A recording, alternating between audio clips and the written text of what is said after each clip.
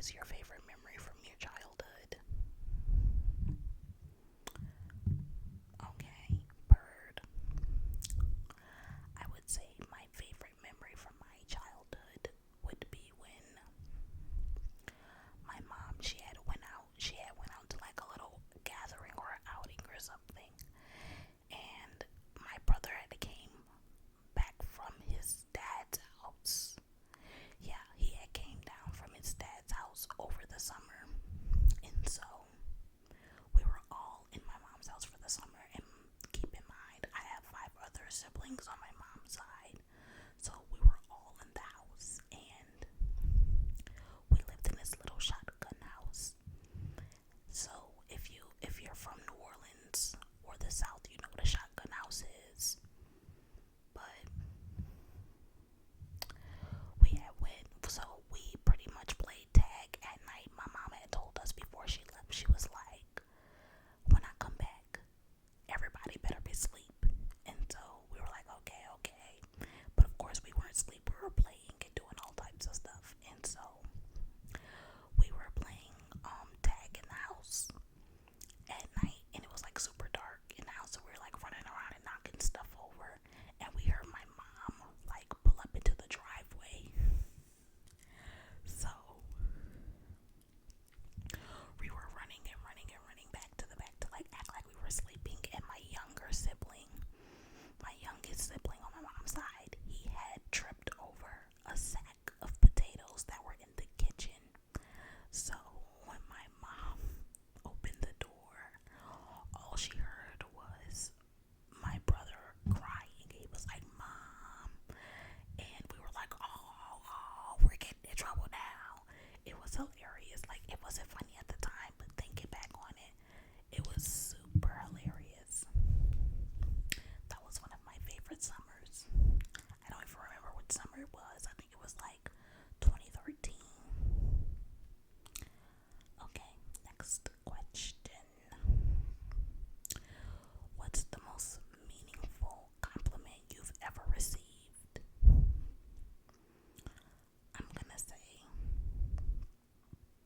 I'm gonna let you answer first. Don't want to be rude. Okay, so the most meaningful compliment I've ever received is when I was my mom, I had like called my mom, and I was like super overwhelmed, and she was just like, "I'm so proud of you, and you're so strong," and the whole shebang. But I don't know, I get a lot of meaningful compliments that I really just hold dear to me. So I have too many of those, not to brag or anything. But yeah, the next question is gonna be, what's a value or principle you try to live by?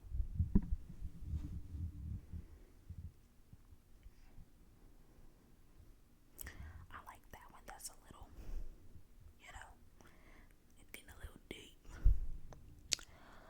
I would say a value or principle I try to live by is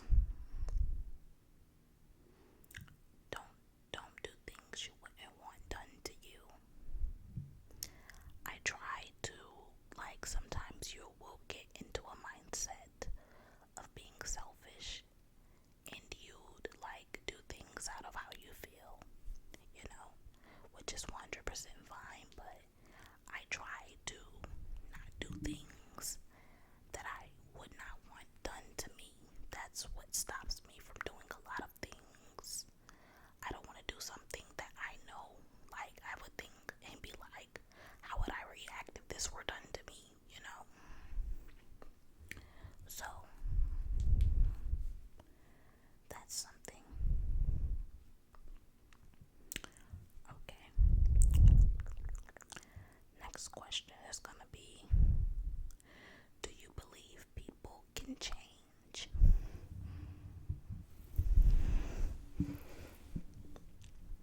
This is a good one.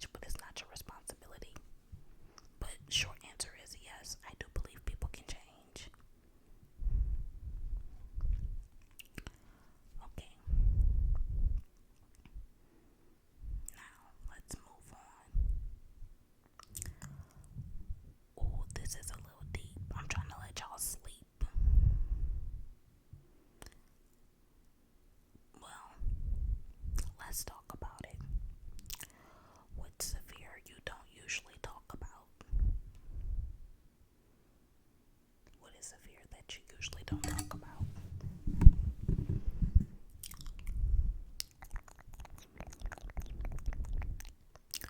I would say, a fear that I usually don't talk about is, I think everyone, like a lot of people have this fear, but it's fear of failure. Like, I think that I'm scared to fail, which is why I don't really finish processes or goals that I start, because I feel like there's a big chance of me not being able to do it or at least succeed in it.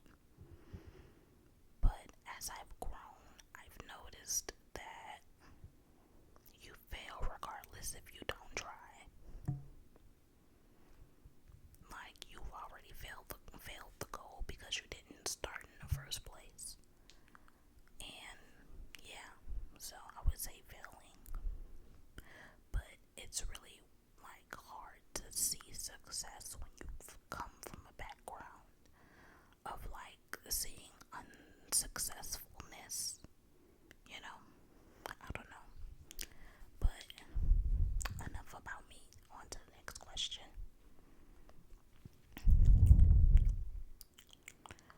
When do you feel most like yourself?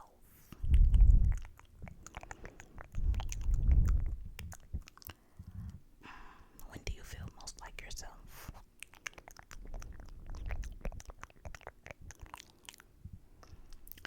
I think I feel most like myself when I am at home, minding my business, laying down, you know.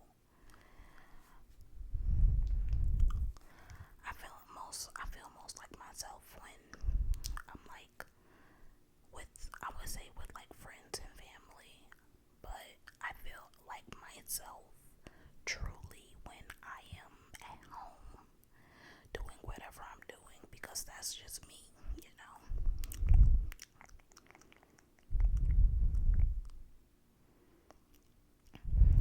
Okay, so the next question is gonna be, who has had the biggest impact on your world view?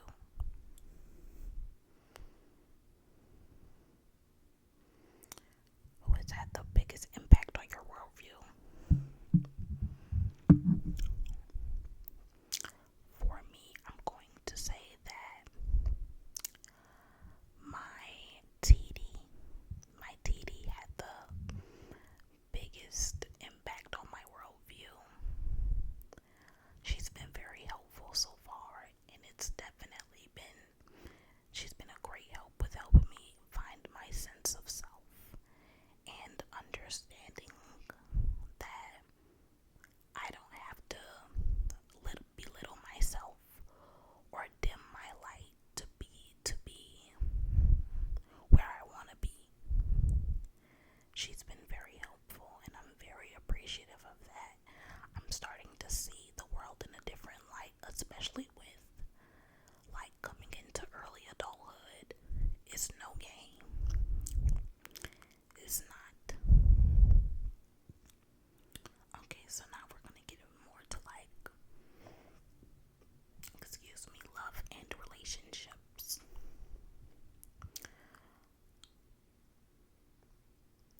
I don't know.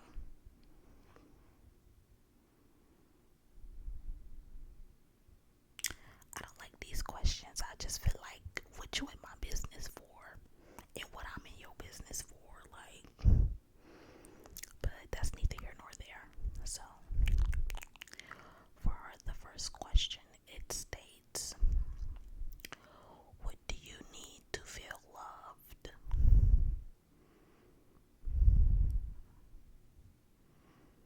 What do you need to feel loved, girl? Or boy? Or person? I'm gonna say reassurance and space. Reassurance and space.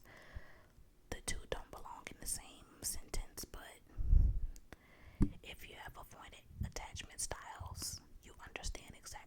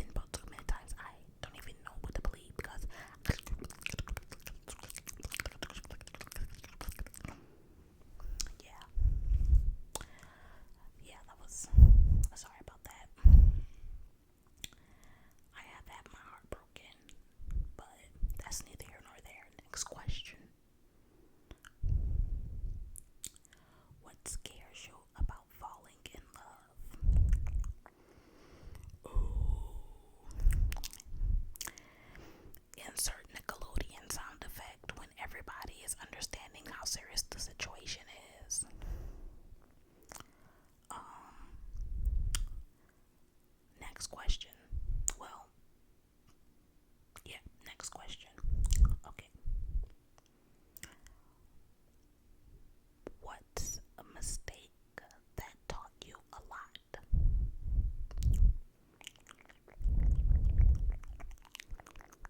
What's a mistake that taught you a lot?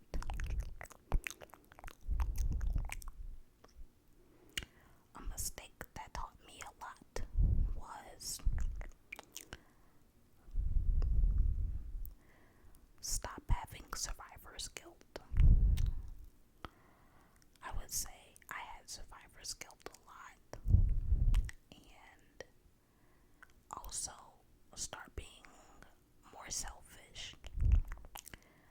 I was being selfless, and being selfless led me into a frenzy that I don't ever want to go down again. Like,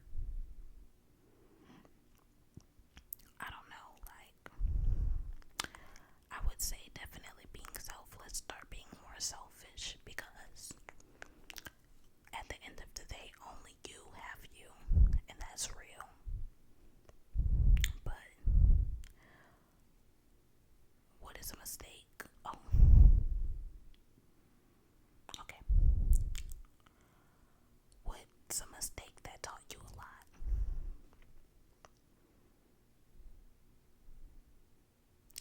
That's beautiful. I'm so glad that you learned from that, Pookie Butt. How are you different from who you were 5 years ago? How old am I?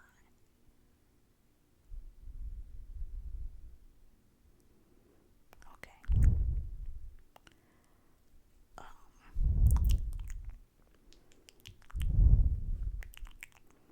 How are you different from who you were 5 years ago? Any takers?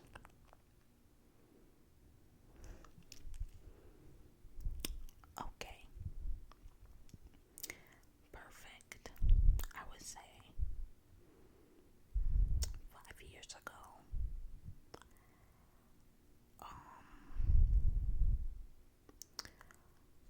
Man, I was in high school. I was young and lit. I'm very different because I feel like the thing that is different for me now is that I am more in tune with myself as far as I'm more in tune with how I feel. Well, I'm more in tune with how I respond to certain things. And I've also been more communicative. Is that a real word? I hope it is. Y'all, please.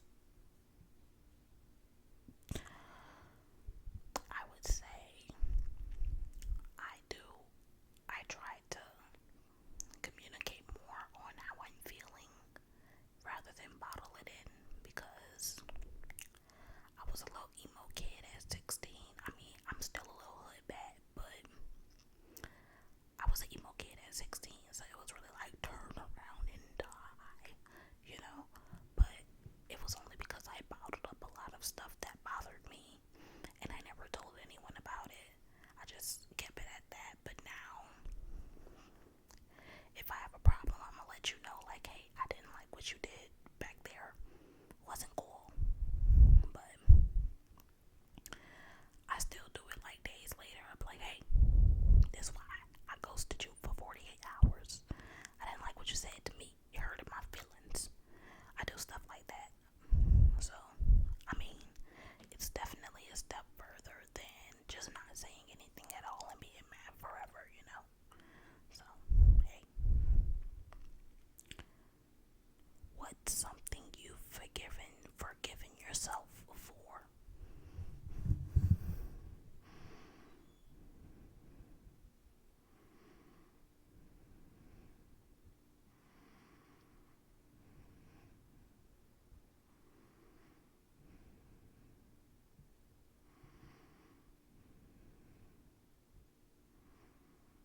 What's something you've forgiven yourself for?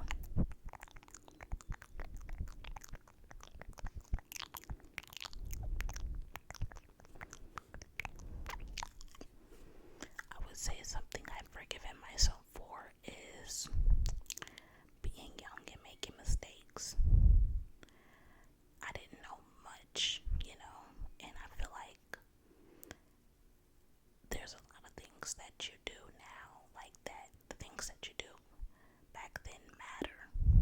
They do. And I forgive myself for being young and friendly and doing whatever you want. You know, it is biting me in my ass though, but I also forgive myself for listening to everyone. That was my first mistake. Don't listen to nobody telling you you can't do something, because you can. You definitely can. Okay?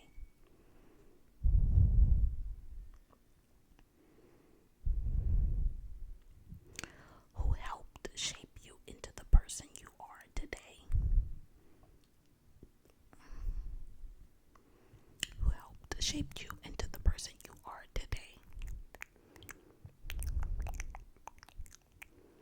I would say, first and foremost, my mother figure. Well, not mother figure, my mother. And the women that I had in my life definitely shaped my reality and shaped my perspective. And my father as well. Um, they definitely helped me a lot. My dad was always very logical, and he always wanted to do practical things. And my mom, she definitely helped me emotionally. And I would say they definitely shaped me with that intuition to understand how to walk through life. I mean, even when you're younger, you don't know much, but you can pick up context clues. So I would say that's who shaped me. What about you?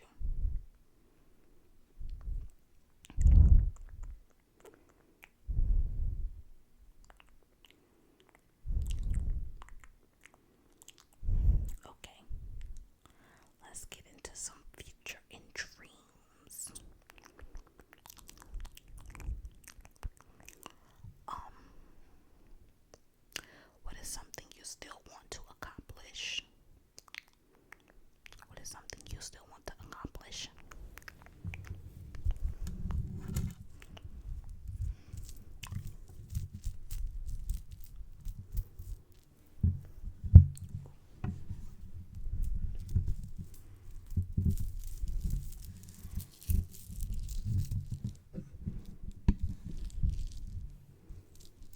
These are my bracelets.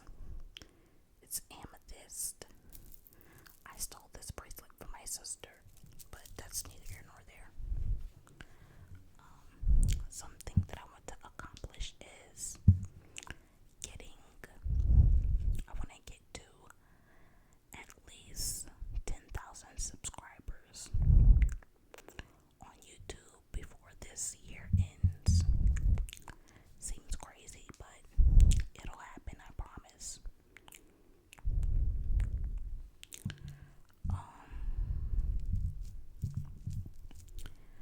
Where do you see yourself in 5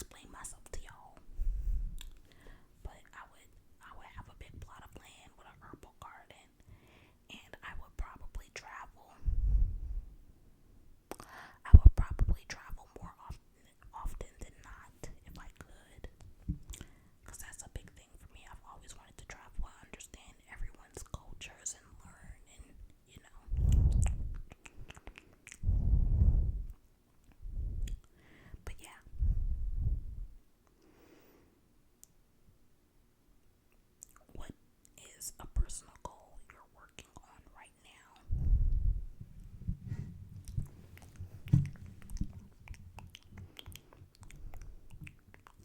I'll wait.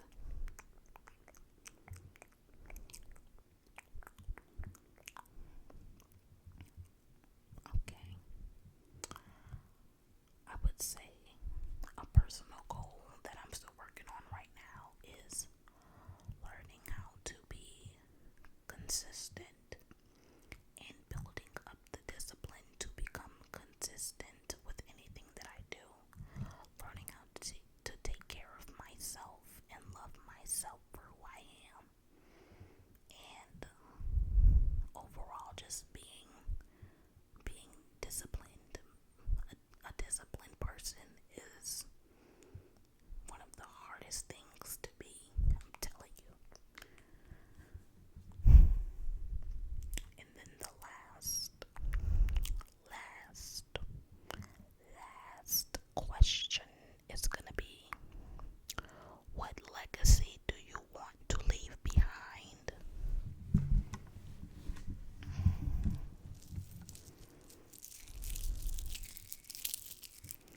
I don't know if I have a legacy I want to leave behind, but I definitely know that I want generational wealth.